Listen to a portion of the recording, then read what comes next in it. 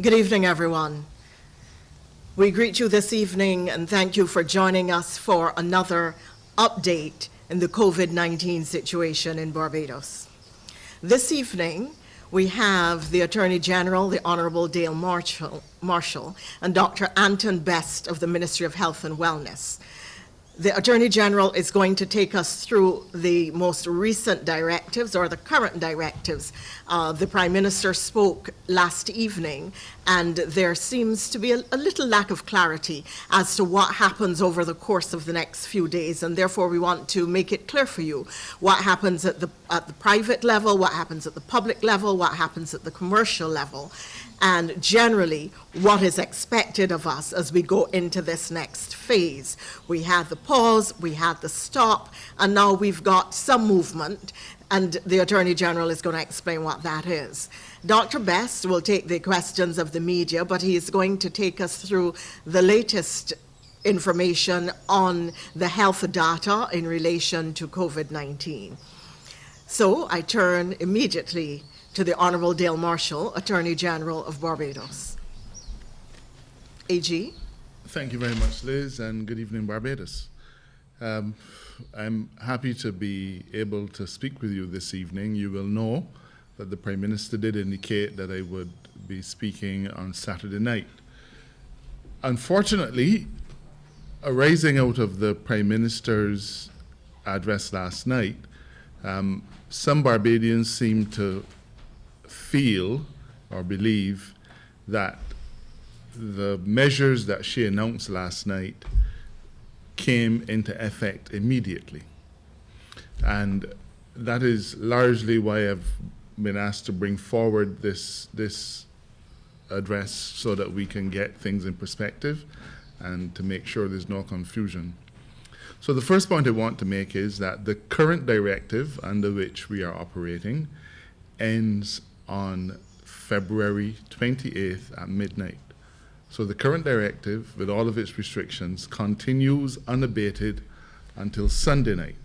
The measures announced by the Honourable Prime Minister will take effect from the 1st of March and will run for a 2-week period until the 14th of March.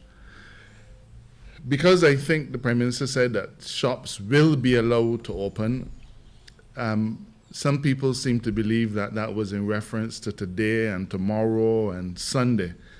And we've had numerous reports that Barbadians have opened shops. Now, I'm quite sure that the Prime Minister made it clear, but it is our duty as the government to try to rein things in before they get out of hand.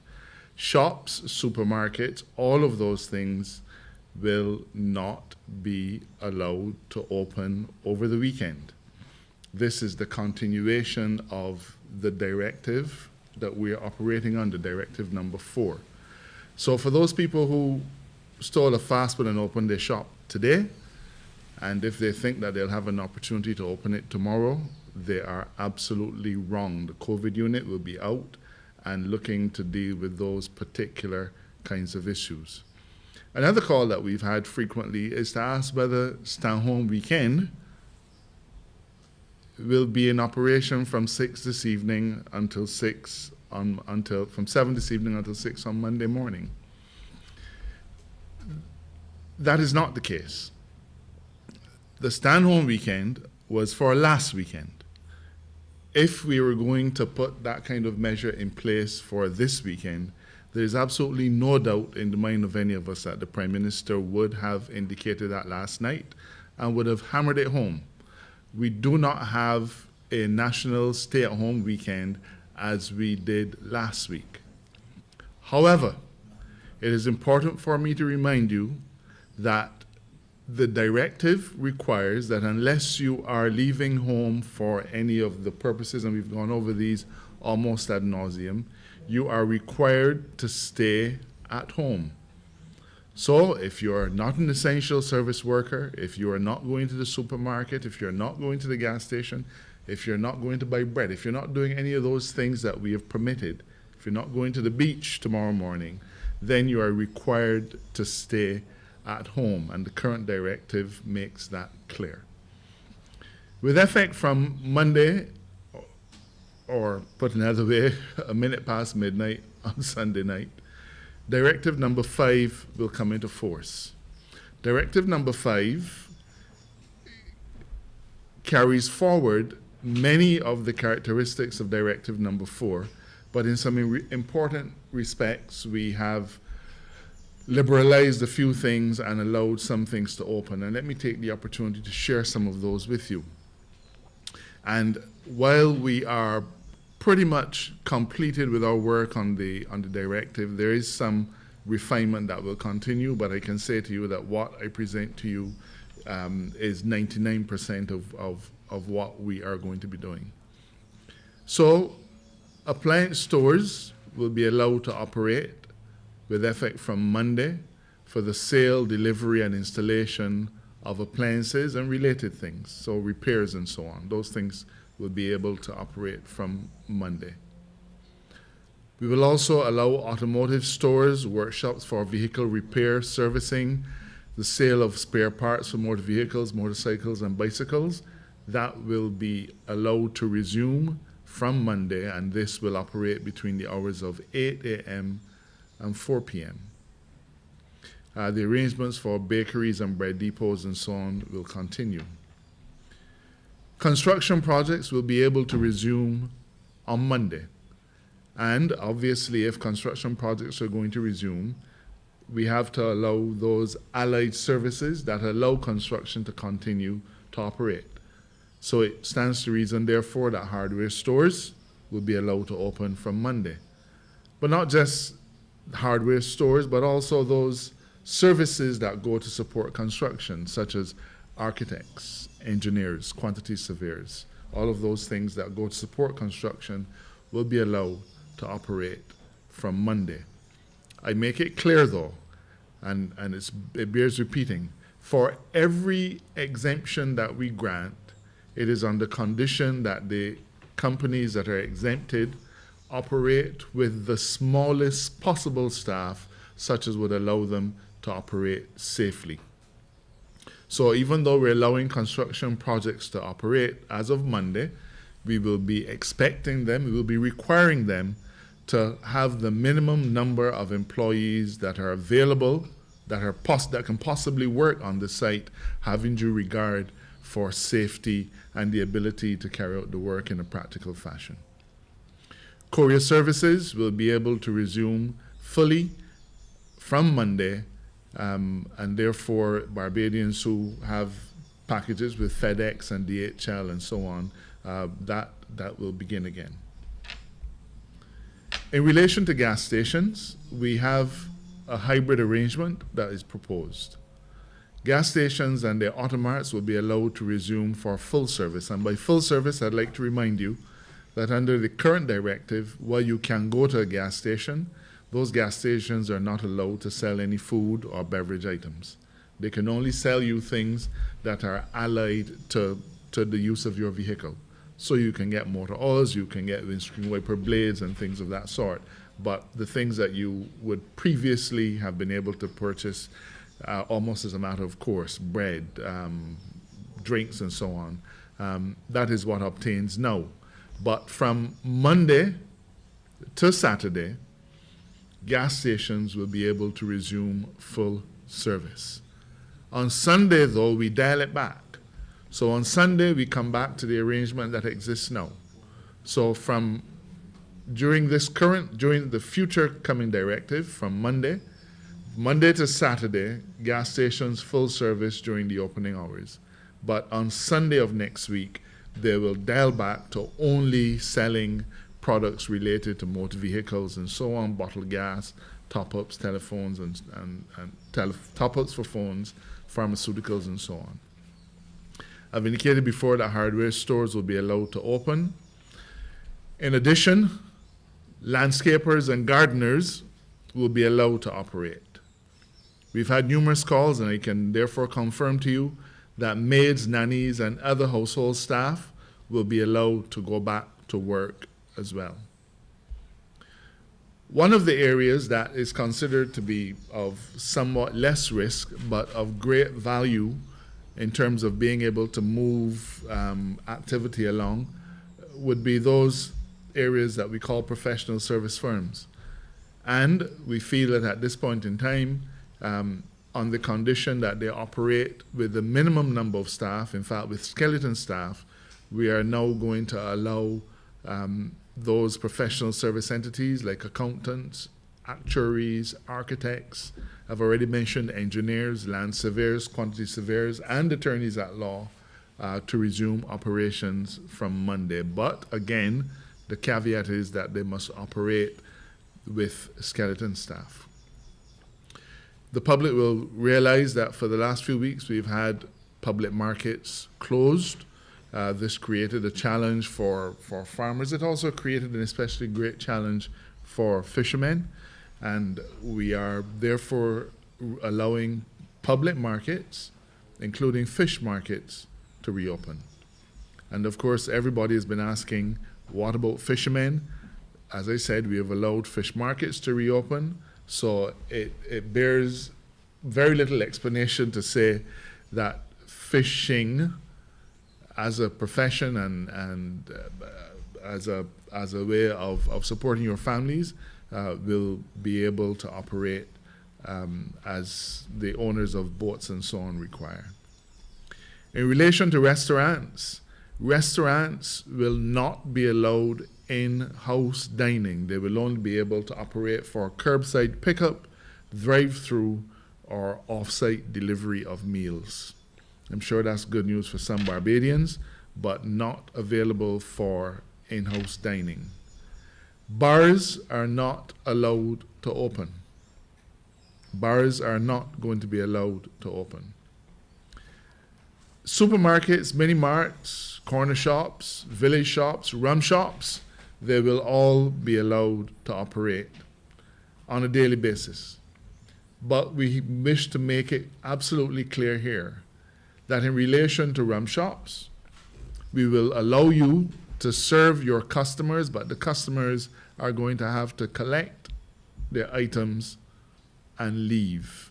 So while you'll be allowed to open, you will not have the opportunity to facilitate the kind of gregarious behavior that Barbadians are known for. So unfortunately, you will simply not be able to have the game of dominoes and cards and so on that we so much enjoy. So the good news is, for those of you for whom it is good news, rum shops are allowed to open, but not for sit-down consumption. You can pick up and then go on your way. Tradesmen, carpenters, plumbers, all those things will be allowed to work as needed. For those people who have been suffering severely because their phones have not been working and things of that sort, you'll be happy to know that the vendors of computers, computer supplies, electronics, and telephones will be able to operate once more between the hours of 8 a.m. and 4 p.m. In relation to the many wayside vendors that we have, we are going to permit wayside vendors once more to operate. But I think the Prime Minister made it absolutely clear that other than for coconut vendors, there will be no wayside vending on the hard shoulder of our ABC highway. It is perilous, it is dangerous, and it must be brought to an end. So other than coconut vendors, there will be no wayside vending on the hard shoulders. But that is to make it clear too as well that off-road vending of vegetables in our many communities as it exists now, that kind of stuff will be allowed to continue. So what we have is a gradual relaxation of various things that were not available before. And the condition is, as always, is that you are expected to follow the protocols. And I want to make this point, Liz, and then I'll hand over to you. In every instance, a business owner is responsible for ensuring that the people within his establishment and that the people who are lining up outside of his establishment follow the COVID protocols. Plain and simple.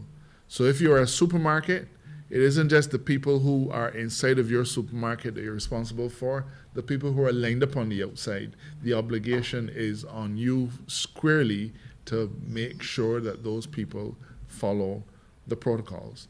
If they don't follow the protocols, the liability is yours and your establishment can be closed. My final word is that the COVID unit will be out in force over the next 2 weeks. They have been out in force before, but we are supplementing the manpower resources so that we can have as many people on the ground monitoring how Barbadians behave as possible. And as the Prime Minister has said again and again and again, based on how Barbadians behave, deal with each other, respect the COVID protocols, operate with a sense of propriety and wisdom, we would be able to decide what happens after that. But the caveat is always there that should Barbadians not follow the protocols, not follow good sense, then we will have to take things into our own hands and tighten up once more. And we know that none of us want that to happen. Liz, I hand over to you. Attorney General, there are some questions coming in that I'm going to put you. What about bread vans? And what about insurance companies and insurance brokerages? In relation to bread vans, we are going to allow bread vans to operate. There's no issue there. Bread vans are going to be allowed to operate. But from the very outset, the complaint that was made had to do with people congregating en masse around the outside of the bread van. And we are asking you, and again, I've made it clear that the operator of the establishment is responsible for the people lining up on the outside. So people who are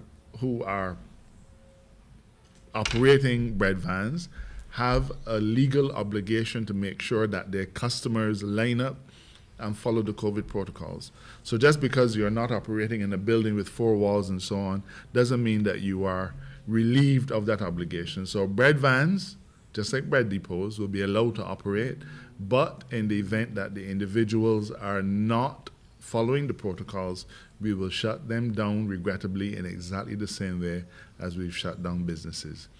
In relation to insurance companies, we have not at this point allowed insurance companies to reopen, but from our intelligence, most of the insurance companies, if not all, are accepting payments through Sure Pay and salary deductions and things of that sort, and therefore we don't anticipate that at this point in time there's going to be any major disruption to how insurance companies operate. We do know that Barbadians want to make their payments face-to-face, but we have absolutely acceptable alternatives. We can make our payments through banks and so on. So there are alternatives that are available, and we encourage Barbadians to work with the insurance companies in exploring those alternatives. I have an eagle-eared, I know there's eagle-eyed, but I'm saying eagle-eared, person who is saying that, would you kindly clarify whether supermarkets are going to open tomorrow? The person said that they think you said that you can leave your home to go to the supermarket. Maybe or maybe not leave our homes to go to the supermarket. Let's make it clear. We are under Directive number 4. And under Directive number 4, supermarkets and mini-marts are only allowed to open Monday to Friday. Directive number 4 ends on Sunday night. So that with effect from Monday 1st of March straight through to the 14th of March, supermarkets will be able to operate as they operated prior to the curfew arrangements. Some of them would have closed on Sundays, some of them would have opened on Sundays. We are allowing supermarkets and mini-marts that flexibility during the period of the 1st March to the 14th of March. So if I misled you by saying that people will be allowed to go to the supermarket on Sundays, it was no reference to this Sunday, but Sunday of the following week. AG, I think that everybody in Barbados must have my phone number, so I have a plethora of questions. Although, okay, so what about car rental services? Do they fall into the general Car rental, so, umbrella of? So I think perhaps the easiest way of saying it is this. In terms of preparing the directive, you would appreciate it is infinitely easier to say those things which you are allowing to open than to say those things that you're prohibiting. In our society, people like to know that you say what you cannot do. But for the purposes of a directive, we have thousands of different kinds of businesses in Little Barbados. So it is easier to craft a directive and to express those things that are specifically allowed. If you have not heard your area of business mentioned here, if you've not heard the particular kind of activity mentioned here, then you are not allowed to open. So florists have written, are we going to be allowed to open? The answer is no, you're not allowed to open. Can he open his church office? We have stipulated in the directive that churches are allowed to open for the purposes of worship, and we've stipulated the number. Just like every other enterprise in Barbados, churches are going to have to find different opportunities to service their congregation. But the face-to-face interaction that might happen in a church office is not going to be permitted. You're going to speak now? Dr. Anton Best. Thank you, Ambassador Thompson. My duty is relatively easy compared to that of the Attorney General's this evening. I am simply going to present the dashboard for Thursday, the 25th of February. So yesterday, Barbados recorded 45 new COVID cases, and 99 persons recovered from COVID and were discharged from isolation. In total, the Public Health Lab conducted 922 tests, which results in a positivity rate of 6% for Thursday. Sadly, I have to announce that there was one death on Thursday, and that was a death in a 79-year-old Barbadian male who resided at a nursing home. So the total deaths in Barbados due to COVID-19 is now up to 33. The 45 cases comprise 21 women and 24 men. 7 of the persons who were newly diagnosed were actually previously admitted to the Harrison's Point facility for assessment. And just as a reminder, because I do get a lot of questions about what is this assessment, sometimes when you diagnose a person with COVID on the PCR test in the lab, we look for a value, and if that value is showing is say around 30 or higher, it is indicating or suggesting that this person may have had COVID previously. We don't want to count old cases of COVID that are still turning up because they're not infectious. So we have to do an assessment. We have to ask the person if they previously had COVID, when were they diagnosed. We have to ask a whole series of questions to determine if in fact they're a new case of COVID. So 7 of the 45 cases were persons who were previously admitted to the Harrison's Point facility. So in total, since March of 2020, Barbados has recorded 2,994 confirmed cases of COVID, with the majority of those being men, and men accounted for 1,604 cases, and women accounted for 1,390 cases. And of course, the vast majority of persons with COVID have recovered. The recovery is at 2,270 persons. The Public Health Lab, since February of last year, so just over a year now, we've been doing COVID testing, has completed 124,392 COVID tests. Also new to the dashboard is an update on the vaccination program. Yesterday, Thursday the 25th of February, we vaccinated 3,692 people. So to date, the total number of persons who have been vaccinated for COVID-19 is 29,283, with 12,687 of those being men and 16,596 of those being women. Ambassador Thompson, if I may, I'll just add a little bit of context to what the Prime Minister said yesterday in her speech when she was talking about the overall trends. She alluded to them. She did not go into details. She did indicate that someone from the Ministry of Health will go into just a little bit more detail, and certainly in the question and answer section, we can go into more detail and answer any questions. But we paid very close attention to certain indices, and one of those indices is positivity rate. So within the last few days, within the last week, we've caught up in terms of the backlog that we talked about for many weeks. So we're now able to say, for instance, that the cases that were diagnosed on Thursday, apart from the ones who were previously admitted for assessments, those were persons who were actually tested on that day. Okay? So we also went through a process where the previous cases, we assigned them to the day that they were actually tested and not the days that they were reported. So then we looked at the positivity rates. And when we did that, we saw that we had a gradually rising positivity rate from the beginning of the year when this outbreak started. And it peaked around the 14th of February, around the 14th, 15th of February. And since then, there's been a decreasing positivity rate, which is a good sign, and that's a trend that we want to keep up. The other indices that we pay attention to are the total number of cases. We do look at the what we call the rolling average, 7-day rolling average, and that gives us a sense as to what is happening, where is this epidemic going. And when we do that, we also see that the overall trends are speaking to the epidemic easing up. Of course, that does not mean that we can forget all of the things that we've been told that we need to do. We need to continue doing all of those measures. We need to continue paying attention to our hand hygiene, wearing your face mask at all times, and remembering physical distancing, in addition to the other measures that we have been implementing. And then, of course, the Attorney General would have talked about the measures at the national level that are currently in play under Directive number 4 and the ones under Directive 5, which is starting from Monday. So all of those will contribute to declining infection rate of COVID-19 in Barbados, but we all as individuals have a role to play in order to beat back this COVID-19 epidemic. Thank you.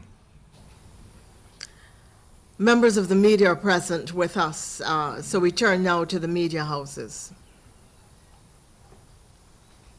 Yes, good evening, Ambassador. I wanted to ask the AG a question regarding from Directive number 5 in going forward from Monday, the 1st of March. 7 p.m. to 6 a.m. curfew still applies.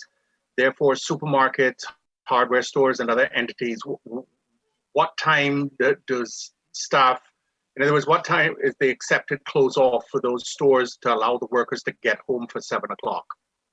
That time will continue as it is now. So that time is currently 4 p.m. And we consider that 4 o'clock shut-off time would allow enough time for sanitizing, cleaning up, and so on, and then to allow workers to be able to get home without too much haste before 7 o'clock. And let me, now that you've taken me back to hours for supermarkets, and I did say at the beginning that we're 99% of where we need to be in terms of the directive, and I'm being reminded that in yesterday's press statement, the Prime Minister insisted that on the 7th they shall they rest. Therefore, the directive will reflect that on Sunday, supermarkets, mini-marts, and those other establishments will be closed. So please make note of that. The directive will say, instead of supermarkets and so on being allowed to open daily, it will say that they will be closed on Sunday. Yes, good night, AJ. Since the introduction of the Directive 4 and government's warning of a zero tolerance approach during that period, could you give us an assessment regarding the compliance, based on your assessment, of course, of Barbadians during the last 11 days? And I also have a question for Dr. Best. Now, the Prime Minister would have stated, and you would have alluded to it as well, in announcing the partial reopening of the economy, that the COVID-19 matrices are not where they're supposed to be. The positivity rating as of today was still at 6%. Now, how do you foresee us getting the numbers and the trends in the right direction now that we are having less restrictions? And I have a follow-up question for Dr. Bess after that one as well. Well, if I can go first, how Barbadians operated under the directive for the last 11 days.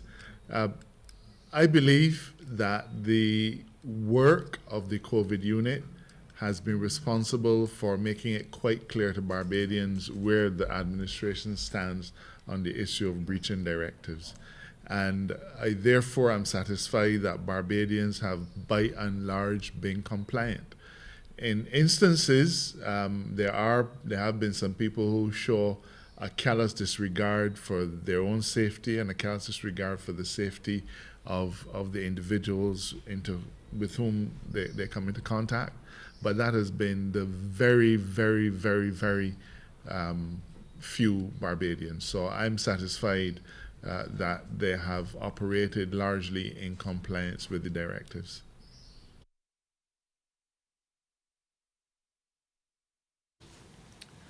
Thank you. So the question was about the downward trends and in relation to the changes that are coming under Directive 5. First of all, let me make a slight correction. Somebody pointed it out to me that the positivity rate is actually 5%. I made an error when I said 6%. One of the things that I've stated previously, even the AG mentioned it, is that we have to be cautious and we have to be responsive. So we are relaxing a bit. If we realize that because of the relaxation, and we don't anticipate that this will happen, but if we realize that because of it, things start to change again, we are very responsive and we're going to continue to make recommendations where that is concerned, where the directive and the measures, the public health and social measures are concerned. So it's a very good point. One thing I will state is that it may not be very sustainable to continue what we've been doing under Directive 4, but we in the Ministry of Health have made the recommendation that there can be some relaxation, and that is why the measures that are being implemented are very cautious. But I stress that we will also be very responsive to the indices that we are paying close attention to. If I may follow up on that, Dr. Bess.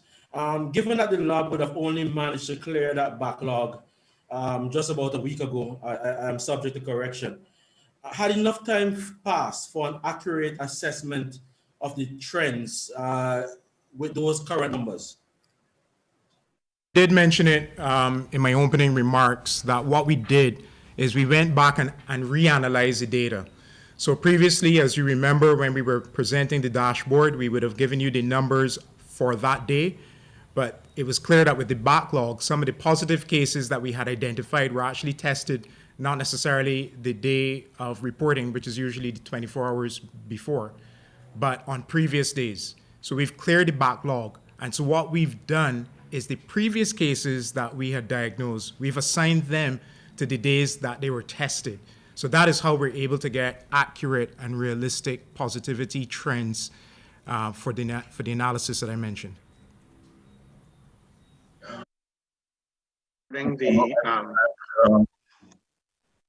Sorry, Ian. Yes. I'm not sure if you're hearing me. Right, Dr. Bess, I want to the Prime Minister's comments last night in relation to the second batch of vaccines. Can you be more specific this evening in relation to the time frame for when that second batch of vaccines is expected to arrive in the country?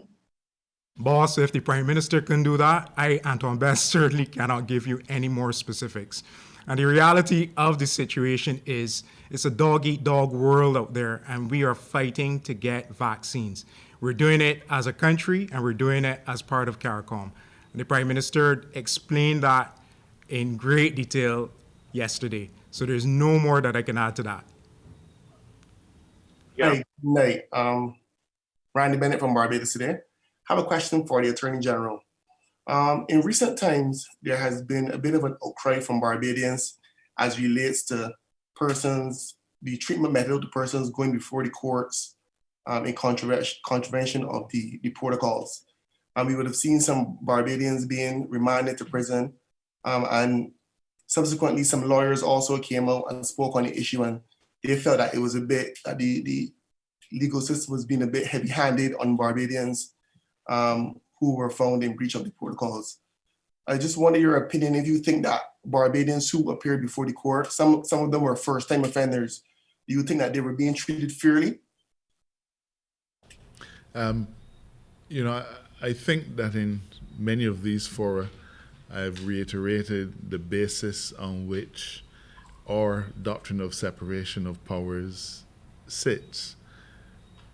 The judiciary is responsible for hearing cases and determining sentences. The legislature, that to which I belong, will have enacted a statute, and the executive will have set out what the maximum penalty is. And that's all we do. We determine what the maximum penalty for any offense is. A judicial officer, whether it's a magistrate or a judge, hearing the facts, if the person is convicted, will then make his own judgment, his or her own judgment, as to what sentence is appropriate. If an accused and his attorneys are dissatisfied from the point of view that they consider the sentence to be excessive, then there are clear mechanisms in law. You can appeal. And the appeal court, as it did only this week, severely cut back on a sentence that was imposed by a magistrate. That is the job of the appeal court. As Attorney General, therefore, I reiterate that I have no view to express on whether the individuals who go before the courts are treated fairly or unfairly in relation to the sentencing. Justice is blind, so every Barbadian who goes before the court is treated fairly unless the Court of Appeal determines otherwise. But I regret that I'm not going to be drawn into a debate on whether a sentence was excessive or a slap on the wrist. Those are not matters for the executive or for the parliament. Those are matters for the judiciary. Yes, good night again, Dr. Bess. Can you tell us if there are any more cases of Missy? And also, additionally, could you give us an update on the numbers in the primary and secondary care facility at Harrison Point? Right. So last week, Monday, during the press conference, actually, we would have reported that we had one case of a 9-year-old with the condition that you just referred to, Miss C. We have not had any additional cases. I need to remind you that it's a very rare condition, and we're learning a lot about it. But what we can tell you is that it is rare and it is associated with COVID-19 infection. Unfortunately, you're asking about the trends in the isolation facilities, and I did not arm myself with that information prior to coming here this evening. And the final question from me, Dr. Bess. What positive achievements can you take away from the soon to be concluded 1-month pause? What's your professional assessment of it? Was it successful? Did it achieve its desired objective? And I'm very cognizant of the pay grade that I am at. I would say, yes, it has achieved its objectives.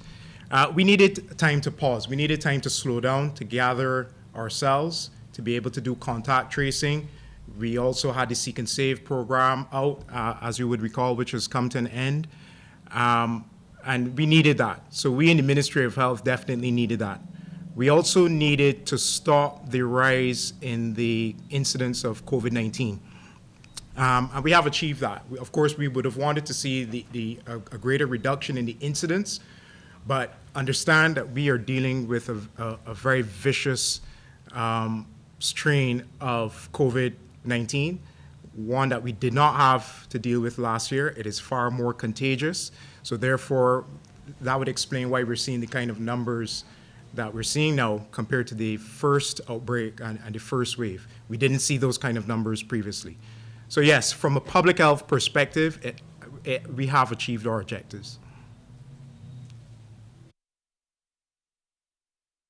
And another question for the Attorney General, because until any of my colleagues want to chime in terms of the relaxation of the measures at this moment, you mentioned that the supermarkets or businesses that are open are responsible for ensuring that persons are in keeping with the protocols. Is that enshrined in Directive 5? And could you give us an idea what type of, besides having their businesses closed, what other type of recourse is available to the COVID unit or police in that regard? In every directive, we have stipulated that businesses are responsible for what happens in the inside of their operation and also of what happens on the outside of the operation. So this is nothing new, and you will find it in the current directive, and it will be repeated and is in fact repeated in the draft directive number 5. I'm not quite sure that I understand your second question. Are you asking whether the COVID unit or the police have law enforcement powers where individuals do not ensure that people follow the protocols? That's correct, sir. But that is what they do every day. Every time the COVID unit shuts down a place that should not be open, or shuts down an operation where the people are not following protocols, every time the police do it, they're doing it precisely in the exercise of that power. So there's no doubt in my mind that they are fully seized of the authority to do so. I just want to get some clarity from Dr. Best in relation to the positivity rate. You said at present, up to last week, the positivity rate was an average of 5%. What for the health authorities would be an acceptable positivity rate? Can you bring some clarity to that? Sure. So the benchmark that we're working towards is under 5%. I think you may have misunderstood something I said. I didn't say last week, if that's what I heard you say. I said for the 25th. We simply worked out what the positivity rate was. Right. The daily positivity rate would be what, right? Right. So the positivity rate based on the dashboard numbers is currently at 5%. And the benchmark that we want to get below is 5%. And we want to keep that there.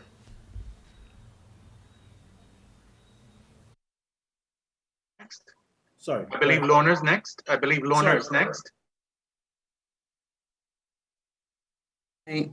This question is for the AG. I believe Prime Minister Motley would have spoken about the behavior at funerals in terms of the numbers and how people were perhaps crowding and so on. Are we likely to see any tightening of restrictions there for the funerals? It's difficult to tighten from 10. The current restriction will continue into the next directive, and therefore in relation to churches and other places of worship, for services, 10 individuals, for funerals, 10 mourners, plus the officiant and necessary staff and so on. So those arrangements in respect of churches that we're operating under now will continue into the next directive. And the truth is, the Prime Minister is 100% correct when she says that even though there is a restriction of 10 people, many people are assuming that because the funeral goes straight to the graveyard, and they're outdoors, that they can then have a larger number of people, which is not the case at all. In fact, the COVID unit has had to respond to funerals to try to bring some semblance of order and to ensure that they comply. It's a difficult time, we understand, for mourners, but we have to plead with them, please allow us to get through this. And when the numbers get down, then there'll be an opportunity to relax that particular restriction. But for the moment, I'm afraid it continues. Mr. AG, just two questions. The first, I would like some clarity as it relates to sports. We're trying to figure out if all sports have been banned for now, or if certain sports are allowed to open. And secondly, as relates to, just lost my train of thought. Just answer me first, and I'll get back to you in a second. I'll allow you to gather your particular train of thought while I deal with the matter of sports. Last night, when the Prime Minister spoke, the Prime Minister did make reference to contact sports, and the Prime Minister did say that contact sports will not be allowed.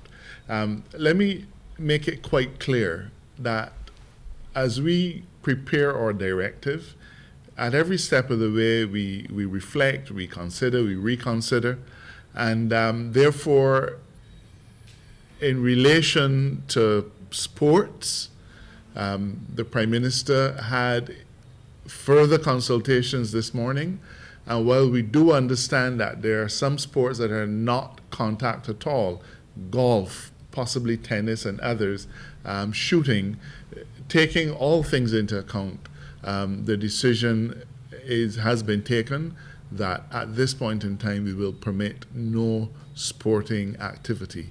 So no sporting activity as is restricted now will continue into the new directive, notwithstanding the fact that the Prime Minister did say contact sports. As I said, we are consulting at every step of the way, and therefore, upon engaging in further consultations this morning, the Prime Minister felt it best to go with a total prohibition of sporting activity during the coming 14 days. Okay. Remember the second question. Obviously, shops, small shops and stuff were allowed. They were given a subsidy from government during the lockdown. When the new directive starts on Monday, obviously those shops are allowed to open, but barbers, hairdressers, they are still to remain closed. Is it government's intention to continue to give those businesses which are closed a subsidy going forward until they're allowed to reopen? Parameters that have been set for the subsidy are clear. They're dealt with not through the Office of the AG, but through Minister Simmons. And I can say to you that at this point in time, any entity that currently benefits from a subsidy but is not allowed to open would continue to benefit from that subsidy. The Prime Minister has not indicated that that particular arrangement will be at an end. We want it to come to an end very quickly. We really want Barbadians to get back out to work and to start earning their own dollar. But the situation doesn't obtain. So my answer to you is, shops obviously would stop benefiting from the subsidy because they're allowed to reopen. To the extent that there are other enterprises that have been getting that subsidy but not allowed to open, then those arrangements would continue. I have a question. I'm not sure if the AG is able to answer it, but let me start off by saying I know that Light and Power and Water Authority follow the original directive from the Prime Minister regarding inability to pay utilities at this point in time, that there's supposed to be no disconnections. However, Digicel and Flow have been ruthless, and I can speak from direct experience. I want to know if there has been any renewal of prevention of disconnection of services from the telecoms sector. Let me say that I'm not aware of what you speak, but I accept what you say as being your perspective. Our experience in our first shutdown last year was such that the utility services cooperated with us, and we asked them to forbear from cutting off services. In fact, you might remember that we even asked the mobile companies to give people additional data so that they will be allowed to have communications and so on. We have not officially sought those particular concessions during this renewed period of shutdown. And therefore, it would be left for those companies to use their feeling of obligation to the Barbadian society in which they operate and earn substantial revenue. But I'm not able, I have no recollection of us settling a position that we would ask those businesses to forbear. If it has happened, I apologize for not being seized of that information. And thing did, but yeah. Go ahead, Cole. Sorry, you want to finish up, Ian? You can go ahead. Okay. Very good. Question for Dr. Bess again. Besides the positivity rate and the R number, are there other matrices that are being looked at that you can tell us about? Sure. So I would have also mentioned the overall trends in terms of the number of cases. So what we do is we look at the 7-day rolling average. So we actually have a graph that looks at the last 7 days, what was happening, and that too is taking a downward trend, just like the positivity rate. There are other matrices, there are other indices out there that you can look at, and we are looking at them. I don't have any additional information on those to present tonight, however. Positivity rate is calculated. I mean, it's an expression that we hear a lot these days, and people assume that it's a straightforward arithmetical formula. Is it? How is it done, please? It actually is. So all you need to do is to take the number of positive cases and divide it by the total number of tests over a particular period. So the positivity rate of 5% that was reported earlier was taking the 45 cases reported for Thursday and dividing that by 922 tests that were performed at the public health lab. We talked about the benchmark. I mentioned earlier about the benchmark of 5%. So World Health Organization does have a benchmark of 5%. They say if it's over 10%, you're in trouble. So this is something that we're learning about as we go in terms of what are the ideal metrics, what are the ideal indices, what are the ideal indicators. But this is one that is standard, that people are using and paying very close attention to, because it is a very good indication as to what is happening pertaining to your epidemic.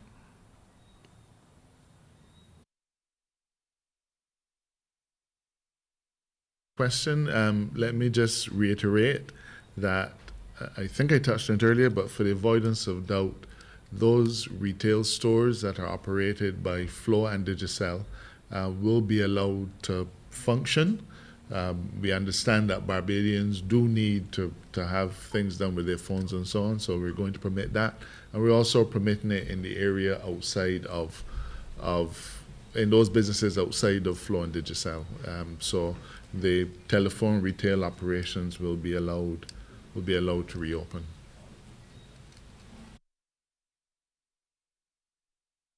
So there we are. I don't see any hands raised by members of the media. We did have quite a number of questions that have come in. We will answer those questions directly, but we want to... I'm sorry?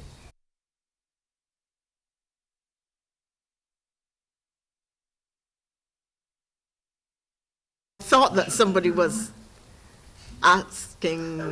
Sorry, my computer actually just froze, so I apologize. Mr. Goddard? Yes. Okay, yes, sorry. Go ahead, please. Question for, my apologies. Dr. Bess. Kim. Dr. Bess, can you speak? Okay, I think I'm freezing again. Mr. Best. Dr. Bess, can you Mr. speak Goddard, to sorry. the storage? I understand that there's some concern about storage there for persons who've passed from COVID-19 in terms of the funeral home's ability to be able to, Ministry of Health's ability to be able to store those bodies. Can you speak to the status on that in terms of the amount of storage to do that? And secondly, we've been hearing a lot about, the Harrison Point facility being overcrowded and some persons who've been waiting a second test having to go back to the QEH pending the outcome of the second test. Can you confirm what's the status in those two situations? I don't have any information regarding your first query about storage of bodies. I am not aware that there's a challenge. Regarding your second question, you talked about a second test for persons at the Harrison's Point.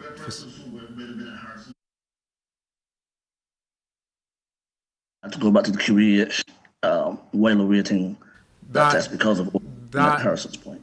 Yeah, I think you may need to seek some clarity on that because that's not adding up with me. I don't understand what you're specifically asking there. Okay.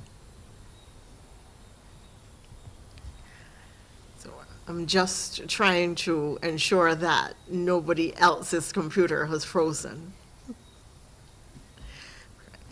Appears not.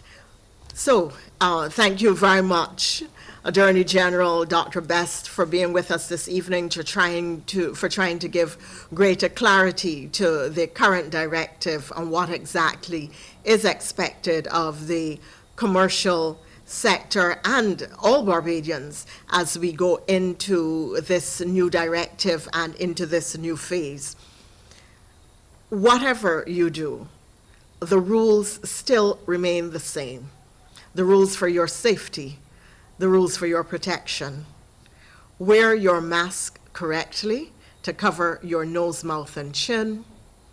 Wash your hands frequently with soap and water, and when you don't have soap and water, use sanitizer. Stay 6 feet away, at least 6 feet away from people who do not live in your same household, within your family and members of your household, particularly around senior citizens and those who have chronic non-communicable diseases. Try to exercise great caution.